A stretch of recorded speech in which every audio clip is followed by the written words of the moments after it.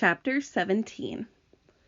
At this moment, the scene inside the peach itself was one of indescribable chaos. Why do you guys think it would be indescribable? Why couldn't you describe the chaos in the peach right now? James Henry Trotter was lying bruised and battered on the floor of the room amongst a tangled mass of centipede and earthworm and spider and ladybug and glowworm and old green grasshopper. In the whole history of the world, no travelers had ever had a more terrible journey than these unfortunate creatures. It had started out well, with much laughing and shouting, and for the first few seconds, as the peach had begun to roll slowly forward, nobody had minded being tumbled about a little bit, and when it went bump, and the centipede had shouted, "That was Aunt Sponge!" and then bump again, and "That was Aunt Spiker!" there had been a tremendous burst of cheering all around. But as soon as the peach rolled out of the garden and began to go down the steep hill, rushing and plunging and bounding madly downward, then the whole thing became a nightmare. James found himself being flung up against the ceiling, then back onto the floor, then sideways against the wall, then up onto the ceiling again, and up and down and back and forth and round and round. Okay, you guys, how would you feel if you were in this situation? What do you think you would do? And at the same time, all the other creatures were flying through the air in every direction, and so were the chairs and the sofa. Okay, that sounds dangerous. Not to mention the 42 boots belonging to the centipede. Everything and all of them were being rattled around like peas inside an enormous rattle that was being rattled by a mad giant who refused to stop. That is a wonderful description, you guys, of how to describe that. To make it worse, something went wrong with the glowworm's lighting system, and the room was in pitchy darkness. There were screams and yells and curses and cries of pain, and everything kept going around and around. And once James made a frantic grab at some thick bars sticking out from the wall, only to find they were a couple of the centipede's legs. "Let go, you idiot!" shouted the centipede, kicking himself free. And James was promptly flung across the room into the old green grasshopper's horny lap. Twice he got tangled up in Miss Spider's legs. That was a horrid business. And toward the end, the poor earthworm, who was cracking himself like a whip. Was he an actual whip, you guys? Thank you, figurative language.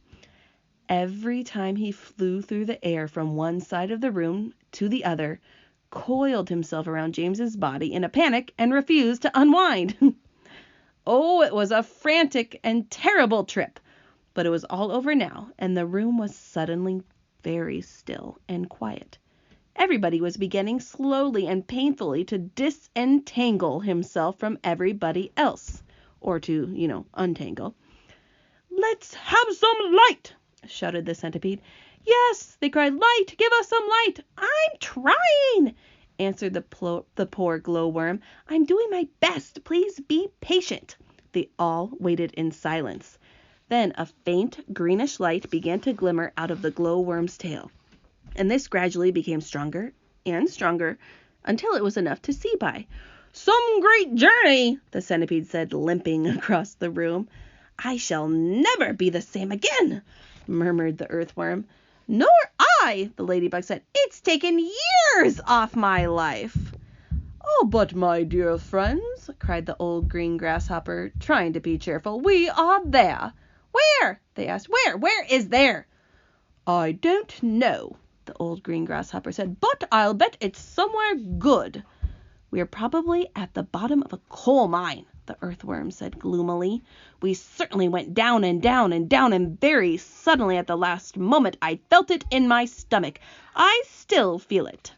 "Perhaps we are in the middle of a beautiful country full of songs and music," the old green grasshopper said. "Or near the seashore," said James eagerly, "with lots of other children down on the sand for me to play with." Pardon me," murmured the ladybug, turning a trifle pale. But am I wrong in thinking that we seem to be bobbing up and down? Bobbing up and down, they cried. What on earth do you mean? You're still giddy from the journey, the old green grasshopper told her. You'll get over it in a minute. Is everybody ready to go upstairs now and take a look around? Yes, yes, they chorused. Come on, let's go.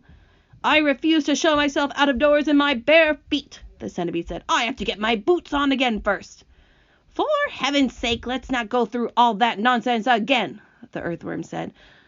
Let's all lend the centipede a hand and get it over with, the ladybug said. Come on. Ooh, what kind of character is the ladybug if she's willing to help with that? So they did. All except Miss Spider, who set about weaving a long rope ladder that would reach from the floor up to a hole in the ceiling. The old green grasshopper had wisely said that they must not risk going out of the side entrance when they didn't know where they were, but must first of all go up onto the top of the peach and have a look around. So, half an hour later, when the rope ladder had been finished and hung, and the 42nd boot had been laced neatly onto the centipede's 42nd foot, they were all ready to go out. Amidst mounting excitement and shouts of, Here we go, boys! The promised land! I can't wait to see it! The whole company climbed up the ladder, one by one. Now, the whole company means a group. One by one, and disappeared into a dark, soggy tunnel in the ceiling that went steeply, almost vertically, upward. Chapter 18. A minute later, they were out in the open, standing on the very top of the peach, near the stem, blinking their eyes in the strong sunlight and peering nervously around. Now, why do you guys think they would be peering or looking nervously around? P.S. Look at the word peering. I said a synonym for that word, looking. What happened? Where are we? But this is impossible! Unbelievable! Terrible! I told you we were bobbing up and down, the ladybug said. We're in the middle of the sea, cried James. Okay, y'all. We have discussed problem and solution. We went from one problem, James with his ants, to a whole new problem. What is their problem right now? What do you predict the solution will be? And indeed they were. A strong current and high wind had carried the peach so quickly away from the shore that already the land was out of sight. All around them lay the vast black ocean, deep and hungry. Ooh, figurative language, you guys. They made the ocean and gave it some human characteristics, which is what kind of figurative language? Personification.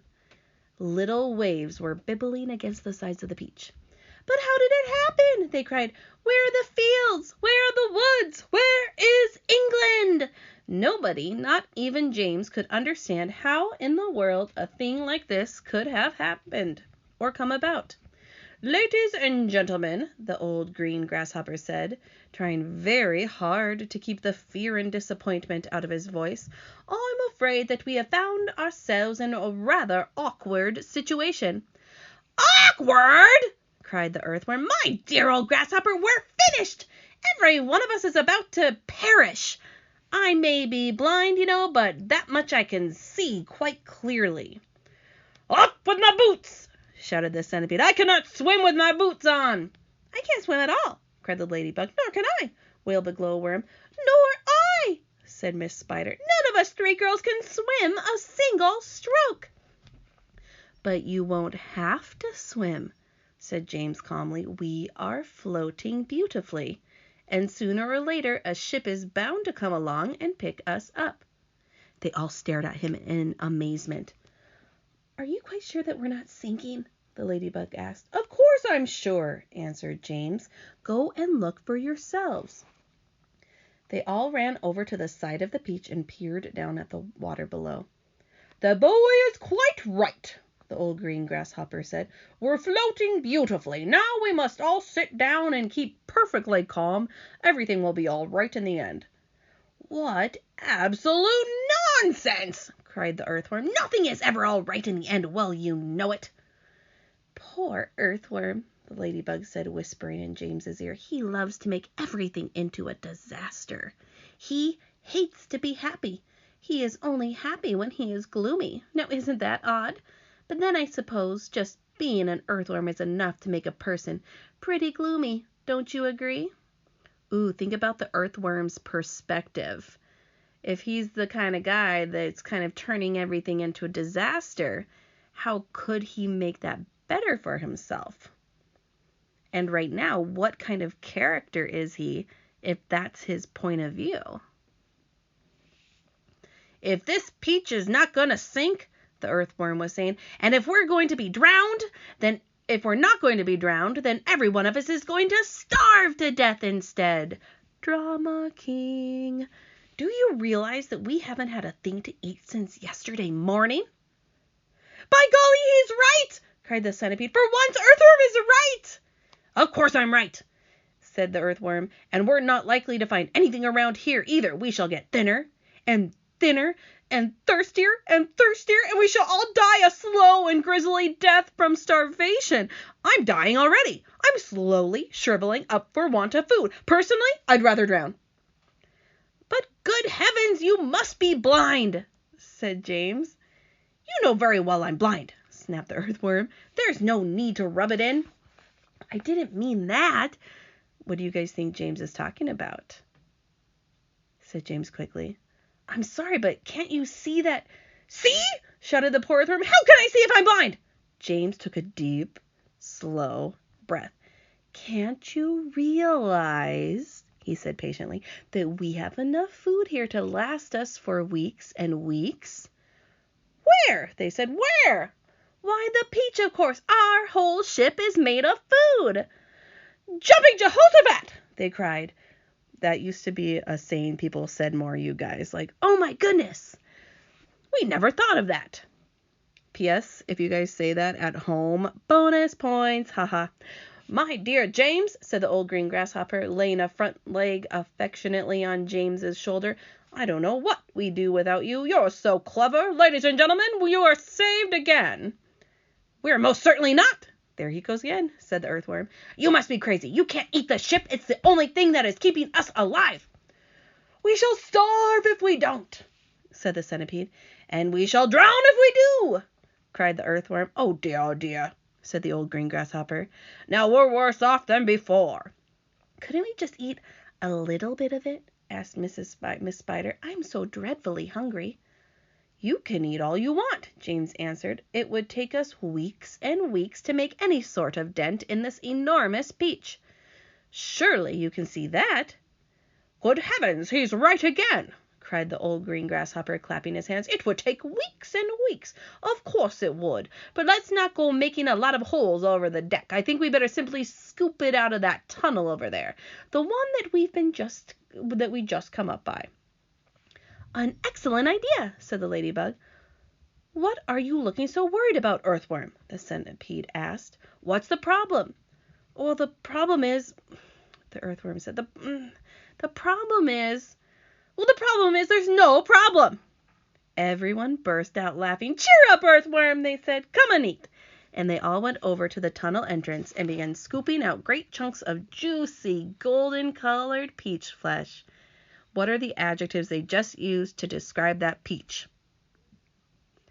Oh, marvelous, said the centipede, stuffing it into his mouth. Delicious, said the old green grasshopper. Just fabulous, said the glowworm. Oh my, said the ladybug primly. What a heavenly taste. She looked up at James, and she smiled, and James smiled back at her. They sat down on the deck together, both of them chewing away happily. You know, James, the ladybug said, up until this moment I have never in my life tasted anything except those tiny little green flies that live on rose bushes. They have a perfectly delightful flavor, but this peach is even better. Isn't it glorious? Miss Spider said, coming over to join them. Personally, I'd always thought that a big, juicy, caught-in-the-web bluebottle was the finest dinner in the world until I tasted this. What a flavor! The centipede cried. It's terrific. There's nothing like it. There never has been, and I should know because I personally have tasted all the finest foods in the world. Whereupon the centipede, with his mouth full of peach, and with juice running down all over his chin, suddenly burst into song. Sorry, you guys. I've eaten many strange and scrumptious dishes in my time, like jellied gnats and dandy prats and earwigs cooked in slime. With mice, with rice, they're really nice when roasted in their prime, but don't forget to sprinkle them with just a pinch of grime. I've eaten fresh mud burgers by the greatest cooks there are, and scrambled dregs and stink bugs' eggs and hornets stewed in tar, and pails of snails and lizards' tails and beetles by the jar. A beetle is improved by just a splash of vinegar. I often eat boiled sloppages, they're grand when served beside minced doodlebugs and carrot slugs, and have you ever tried mosquitoes' toes and wampfish roes most delicately fried? The only trouble is they disagree with my inside. I'm mad for crispy wasp stings on a piece of buttered toast, and pickled spines of porcupines, and then a gorgeous roast of dragon's flesh, well hung, not fresh. It costs $1 at most, and comes to you in barrels if you order it by post. I crave the tasty tentacles of octopi for tea. I like hot dogs, I love hot frogs, and surely you'll agree. A plate of soil with Injun's oils, a super recipe. I hardly need to mention that it's practically free.